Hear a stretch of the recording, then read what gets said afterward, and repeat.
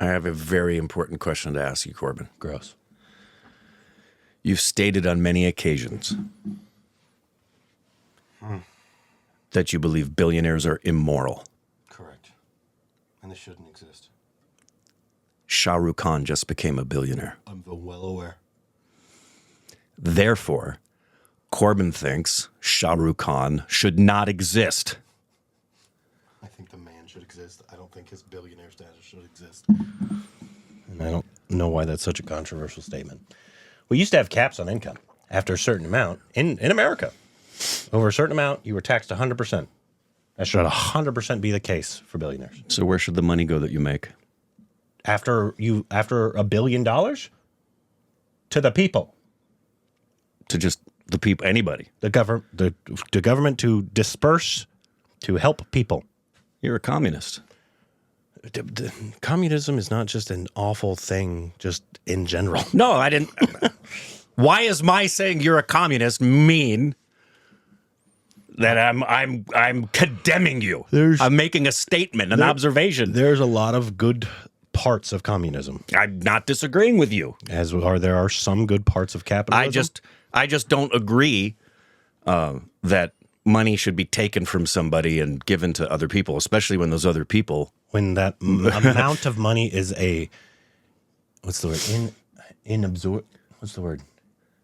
Inconceivable. Yeah, I guess, but no, inabsorbent? No, that's not a word. Exorbitant. Exorbitant, thank you. Amount of money.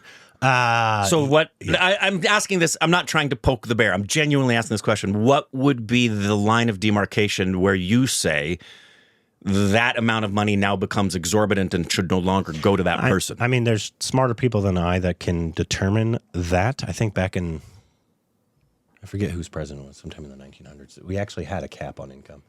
And you were taxed either 80 to 100% after a certain amount. I forget. Then Reagan took that away. Fuck that man. I don't have a specific amount, but $1 billion is a good starting point for sure. Anything made over $1 billion is taxed at 100%. You do not need that amount of money. When people are starving, people are homeless. Wait, hold on. That means you trust the government. No. To take that money and give it where it's supposed to go? I mean, well, that's one of the good things about you can hope things.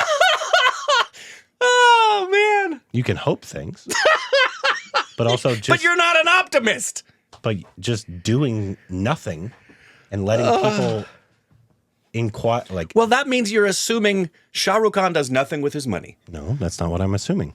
I'm aware he's a very kind man who gives a ton of money away. He may have given away half of his wealth. He might have.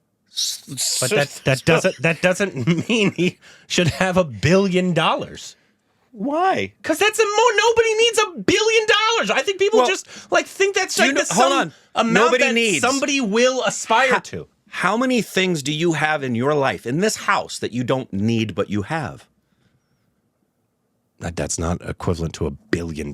It's the need. There's nothing in my house that is equivalent to somebody owning $1 billion. But you have so many things that you don't need. You think that someone should come in and take it away and give it to people who don't have it? If it's equivalent to $1 billion, yes. Okay. That's a false equivalent. The biggest, the baddest, wackiest, funniest, filmiest show on earth. Never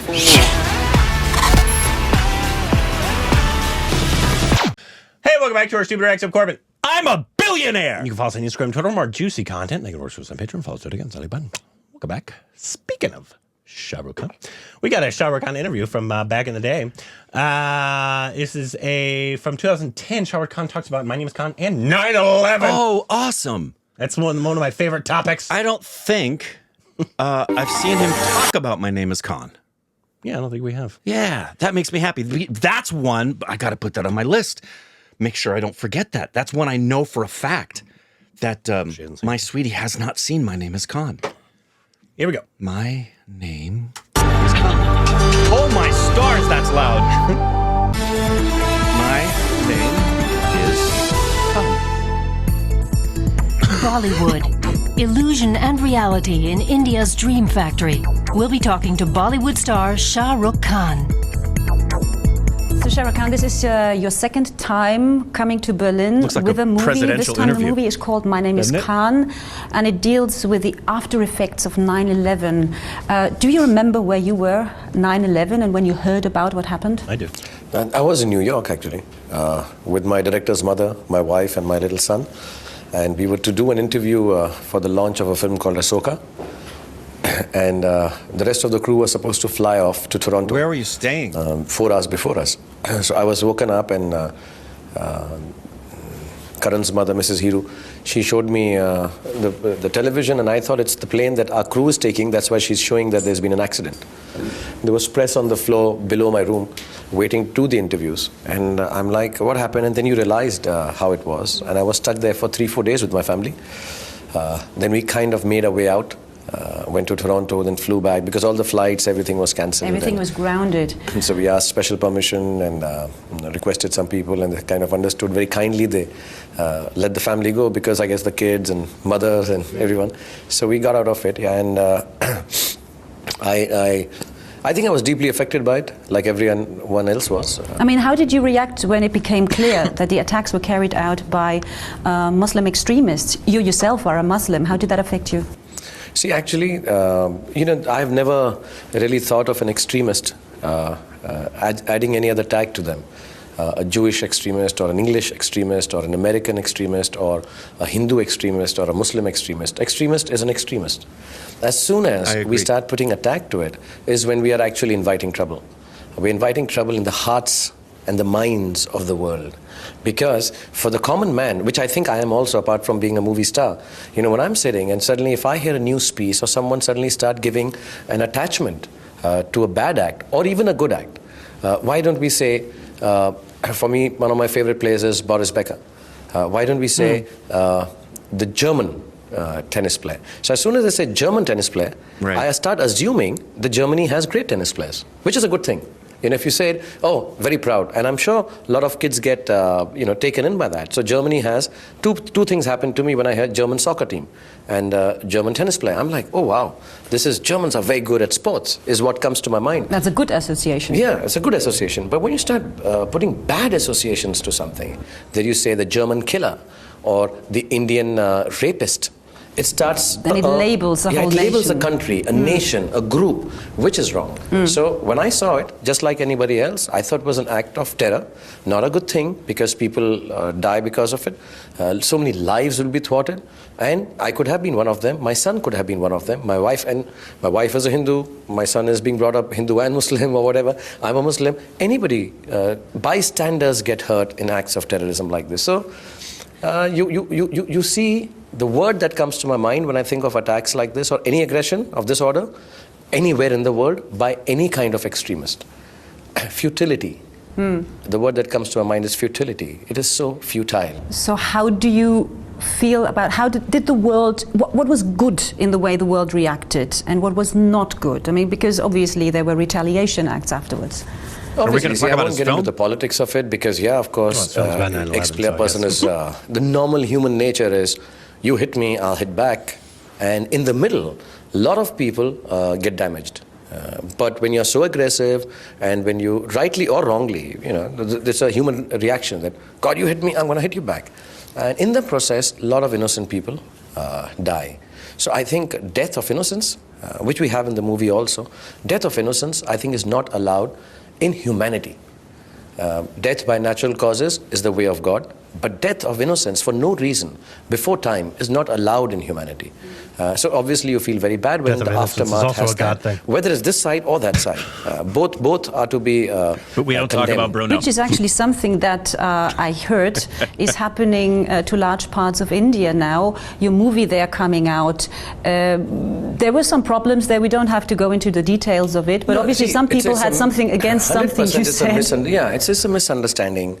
And I'm very clear that I can clarify that misunderstanding.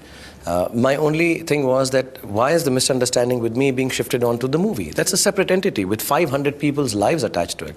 I should be here. I think we've done an Indian film, we're bringing it to Berlinale. And it hurts me that I actually work for the masses. I work for communicating to the masses. So my whole intention is people should hear me and then like or dislike it through my film. I don't like this film, I like this film. So it just has made me very sad about that. But I guess what I said before, I would like it to be resolved with peace and understanding. There's no aggressive stand. I'm very glad that people have understood it, people will understand it. But I will never let ego or false sense of self-respect come in the way of normal discussion. You don't like this? I said this. Oh, really? Oh, good. Oh, there's no issue. Futile. It's futile. Because the film, My Name is Khan, I mean, it tackles all these issues. It also goes on about we mustn't label people regardless what their creed is or nationality is. And it's a film that sort of, says, let's have peace, let's be tolerant with each other, and let's understand and forgive each other also. I think the one main message of the film is, if you and I have a problem on ideological or religious basis, before you pick on me or I pick on you, let me explain my religion to you.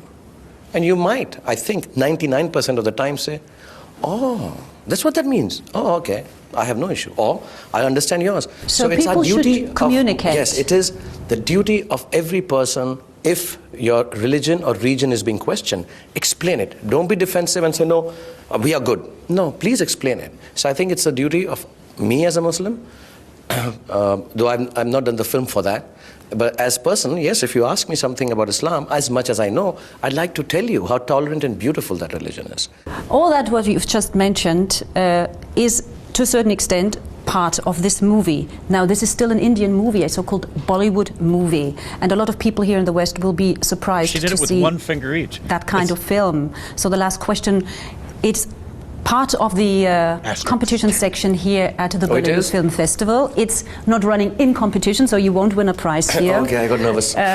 But some people will be surprised. What sort of reaction have you received already, or what do you expect?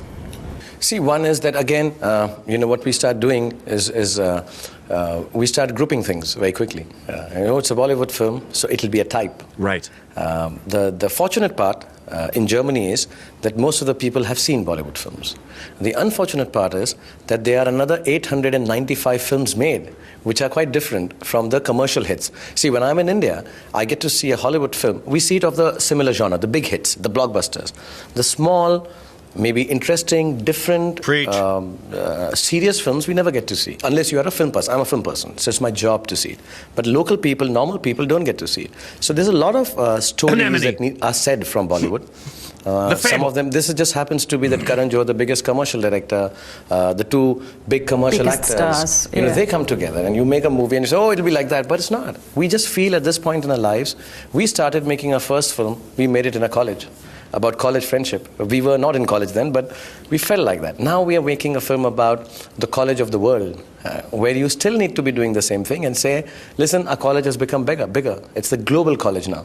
And two kids still meet up. We are small in the scheme of things. And we just want to tell you what is there in this world that we need to learn from. But what we learned in the college, in the first film, was that love will conquer all.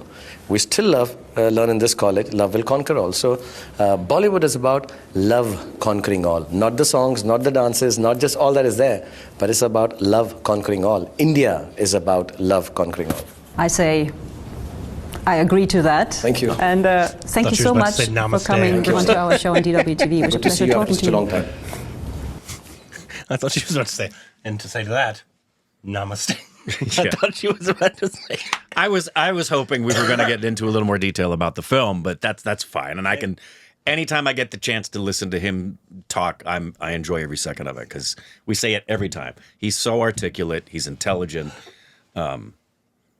Again, reason number 5,000. We want to interview him. Oh yeah. Is there if you had to pick a person to represent India, I mean, it's hard to find a better person than Shah Rukh Khan, right? I think so. Like an ambassador to to the world. at least Indian cinema, right? I mean, there's a couple that come to mind, of course. But in terms of also being articulate. On the global stage, who can articulate, is intelligent, understands international culture equally as well as he understands his own culture. Yeah, it's kind of... He does have that status as being a diplomat. to a certain extent. I mean, I think whenever anything happens, it happens with a lot of celebrities, but I'm sure he's inundated. When anything happens on the global stage that involves India, millions of people would like to know Shah Rukh Khan's thoughts on it. I bet he has to be very selective about what he will talk about, what he won't talk about. Obviously, he's talking about this because it's germane to the film that he made. But I can't think of anybody who would be in the world of entertainment a more viable representative of India. I think on maybe the global if stage. Big B was younger, maybe. Yeah, Like in his younger days, Right. I might have said Big B as well. But he numbers his tweets, so I can't do that. is he the only person who does that? Probably. I don't know of anyone else who does that. It's only an oldie that would do that. I mean, there's other people that would be like, oh yeah, totally understand that. Mohanlal, Mahmoodi's, Superstar, Kamal. There's people like that, or there's like directors as well. Yeah. S.S. Rajamouli would come to mind, obviously, since his probably the biggest hit in America of an Indian film ever is RRR. True, for sure. I mean, I'm not talking about box office because I actually don't know what it made. I'm talking about impact. Attention, impact. The impact that Indian movie made on non-Indian audiences here in America. Yeah. That's a lot of people's first ever Indian movie. Correct. I mean, maybe back in the day it was Three Idiots, and I know that was like a big thing. And a lot of people know the name SRK, Shah Rukh Khan, because of his influence from the 90s onward. I do know Film Bros. I don't know that a lot of them have seen it, but I think they learned about Satyajit Ray. Yeah. Film, because I know in film school. I have film friends that they was like, no, I've never seen an Indian movie except for Panther, whatever the Panther one is. Yeah. From that one. Panther Pachali. Yeah, because they learned about him in film. Another one that most film aficionados, at least for sure, like any of the Indians I know that are here, but even more, another one because of Gangs of Wasseypur is Anurag. Yeah. And the attention Scorsese gave to that. Well, yeah, it'll be interesting to see what Homebound does this year. Yeah, it will be. I'll be interested to see if they ever do screeners. I would like to go to see who's there. I know. Because I'm sure it definitely. The thing I don't know how folks in the industry can watch everything. Like members of the Academy. They don't. Because members of the Academy are working all the time. Yeah. And if you're working all the time, you know how difficult it is? Just anybody's life. But it's so, where are you going to find the time to watch the films that you need to watch to vote? Fun fact, they don't. I know. I know. They don't. Anyways, let us know other Shah Rukh Khan interviews we can react to. Obviously, I always love listening to him talk. Which be our next Shah Rukh Khan film? Yep. Anything else we need to know, Demo? Yep. The biggest, the baddest, wackiest, funniest, filmiest show on earth. Never